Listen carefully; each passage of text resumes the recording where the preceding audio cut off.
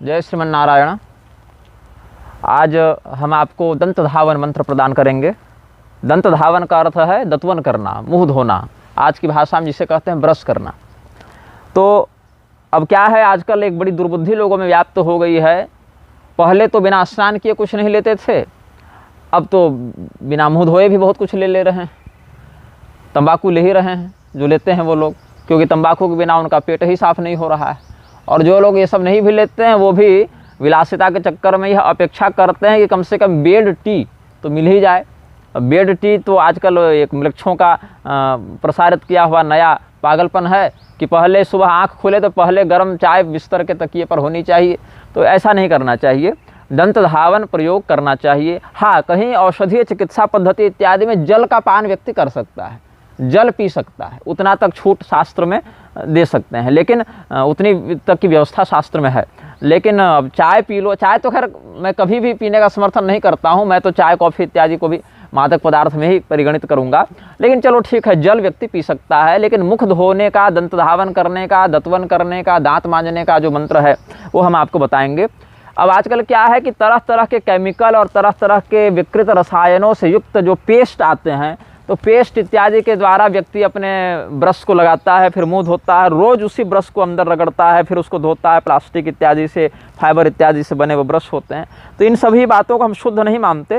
काष्ठ से निर्मित दंतवन ही इसमें प्रशस्त है। यद्यपि कुछ ऐसी विशेष तिथियां हैं, जैसे एकादशी हो गई, अमावस्या हो गई, और कोई और भी आप कोई व्रत कर रहे हो तो उस दिन वो व्रत वाली तिथि के दिन या वार व्रत के दिन दंतवन करने का निषेध है, मतलब लकड़ी की दंतवन से निषेध है। तो इसमें एक बात उठती है कि अगर हम मुख नहीं धोएंगे तो हमारे मुख की शुद्धि कैसे होगी, बैक्टीरिया इत्यादि कैसे जाएंगे, या दुर्गंध कैसे नष्ट होगा। तो इसमें यह बात है, इसमें कुछ मतांतर है कि दंतवन ताजी लकड़ी से न करें, मतलब तुरंत जैसे अमावस्या को लकड़ी तोड़ना मना है, फूल पत्ती तोड़ना भी मना ही होता है।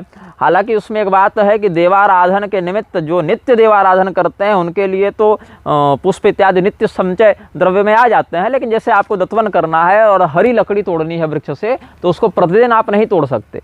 पूर्व काल की तोड़ी हुई लकड़ी पड़ी हो घर में, कोई दंतवन का बंडल पड़ा हो, कोई समूह पड़ा हो, उसका प्रयोग करने में तो उतना निषेध नहीं है। और अगर वो भी न करना चाहें तो सुगंधित मंजन घर में आप बना सकते हैं और उसका प्रयोग कर सकते हैं, या वृक्षों के पत्तों का प्रयोग कर सकते हैं, या कुछ वैसे जो आयुर्वेदोक्त जो कुल्ला करने के लिए जिसको माउथ वाश आप कर सकते हैं, वैसे सुगंधित आयुर्वेद के शोधक जो क्वाथ इत्यादि होते हैं, द्रव्य होते हैं, उनका आप कुल्ला करने के लिए प्रयोग कर सकते हैं। आंवले से सुवासित जल का, त्रिफला से सुवासित जल का आप कपूर से या लौंग से, लौंग के काढ़े का प्रयोग करके, या त्रिफला के उबाले हुए जल का प्रयोग करके, इस प्रकार से आप उससे कुल्ला कर सकते हैं। जीभी करने का कोई निषेध नहीं है। दांत के अतिरिक्त तो जीभ भी हमारे मुख में है, जीभी भी लोग करते हैं खखार इत्यादि निकालने के लिए, तो इसीलिए उसका निषेध नहीं है। अब इसमें दंत धावन करना कैसे चाहिए, बोले बैठ कर ही मुख धोना प्रशस्त माना गया है। उत्तर दिशा इत्यादि की ओर मुख करके दंत धावन करे, लेकिन जब थूके तो यह ध्यान रहे कि सामने सूर्य देव न हो, नदी की बहती धारा न हो। अब लोग क्या करते हैं, कई बार नदी के अंदर घुसकर वहीं कुल्ला करते हैं, वहीं थूक देते हैं। ऐसा नहीं करना चाहिए। सामने देवता का मंदिर न हो, गौ न हो, ब्राह्मण न हो, अग्निदेव न हो, चंद्रदेव, सूर्यदेव न हो, कोई पवित्र नदी वृक्ष इत्यादि न हो, ऐसे स्थानों का सामने परिचय न हो, वहीं पर न थूक दें। मतलब ऐसे जगह पर थूके कि सामने कोई श्रेष्ठ द्रव्य तत्व देवता इत्यादि न हो। चलते हुए दंत धावन करना मना है, दौड़ते हुए दंत धावन करना मना है, बोलते हुए भी दंतवन करना मना है। मौन रहकर बैठकर एक स्थान पर मुख धोना चाहिए, दंतवन करना चाहिए। मंत्र क्या है, आपने दंतवन हाथ में पकड़ लिया। अब जो लोग ब्रश कर रहे हैं वो लोग भी धीरे धीरे अगर प्राकृतिक जीवनचर्या पर, दिनचर्या पर, जीवन शैली पर आए तब तो अच्छी बात है। और अगर न आ सके तो क्या कर सकते हैं हम उनके लिए। अब किसी को कोई बलपूर्वक तो किसी कार्य में विनियुक्त नहीं कर सकता है, किंतु इतना ध्यान रखना चाहिए कम से कम कि मंत्र क्या है मुख धोने का। आयुर्बलं यशो वर्चः प्रजा पशु वसूनि च ब्रह्म प्रज्ञां च मेधां च त्वन्नो देहि वनस्पति।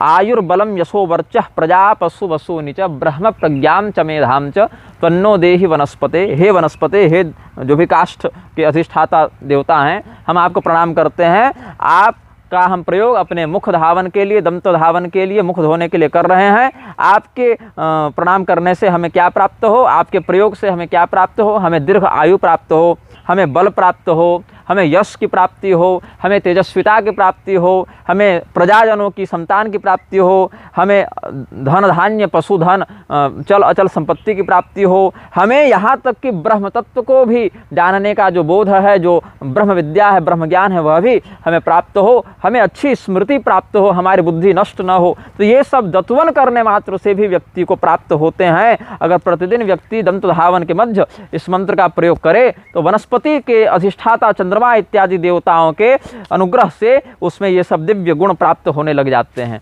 अब क्या है, आजकल मुख धोएंगे नहीं, बेड टी पी लेंगे, उठेंगे, माउथ वॉश करेंगे, केमिकल वाला ब्रश करेंगे और उसके बाद उसी में चलते बोलते हुए थूकेंगे और अविधि पूर्वक किया गया कृत्य जो है वो तो आपको परिणाम प्रदान अच्छा करता नहीं। तो ये मंत्र हम अनुवाद के साथ वीडियो के, चलचित्र के विवरण में लिख देंगे। आप इसका समयानुसार प्रयोग करें और विधिपूर्वक शास्त्रीय न्यूनतम कम से कम ऐसी मर्यादा, ऐसा संस्कार तो जीवन में हो, ऐसा आप अनुपालन करें, प्रयास करें। पुनः किसी समय हम आगे के मंत्रों को श्रृंखलाबद्ध रूप से आपके समक्ष प्रस्तुत करेंगे। श्रीमन नारायण, हर हर महादेव, नमश्चंडिकाजय।